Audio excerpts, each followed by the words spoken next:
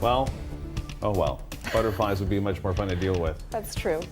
So right now, as we look at this map here, this is showing us that smoke from wildfires in Canada drifting into Washington State.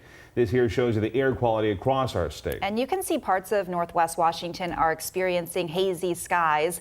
Let's check in with meteorologist Adam Claiborne, who is tracking how long this smoke might linger around. You know, the storyline has been on the East Coast. I think we've been bracing for this, and now it's kind of here. Yeah, thankfully, it looks like forecast as we head into the summer months is that we're going to see, at least initially, things going to start to cool down a little bit. We'll have more of this onshore flow continue on, which is going to keep a lot of that smoke farther off to the east. And we have some rain on the way, too, which is not going to feel very summery at all because we are only 6 days away from the official start of summer. But you can see drought monitor shows that we do have more dry soil here across western Washington. We even expanded a little bit that moderate drought that is across the Cascades and up here across Whatcom County, Skagit County, and across parts of the tip of the Olympic Peninsula over in Clallam County. Seeing a lot of abnormally dry soil too. So of course you got those fuels there. What's helping with last week's rain and what we're going to see here over the next few days is that at least what's on top, the vegetation is going to get a little moisture into it. Of course, we still need to get more of that moisture down into the soil.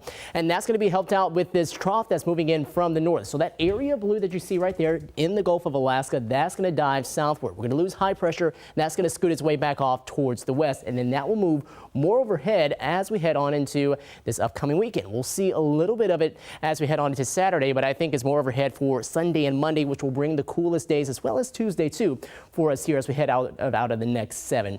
Now look at this. We can see clear skies, beautiful blue skies right now as we get ready to end off our day here in Bellingham. Dry, comfortable, and this is probably going to be the warmest day that we're going to have here over the next 7. Some 70s now popping up. Bremerton at 72, 70 in Tacoma, sitting at 73 in Puyallup, 60s for Seattle and in Everett.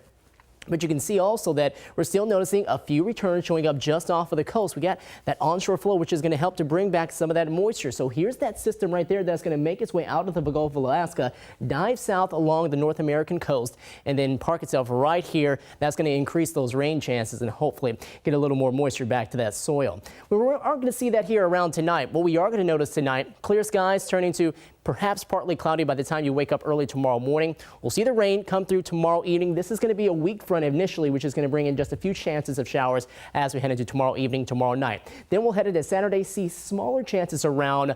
By Sunday, Monday, even Tuesday, we're going to see more widespread rain start to come back into the forecast there. Upper 40s to low 50s for those lows. Here's your forecast. 69 heading into the day tomorrow. We'll top off at 65 on Saturday. Sunday, only a 58-degree high with low 60s early into next week.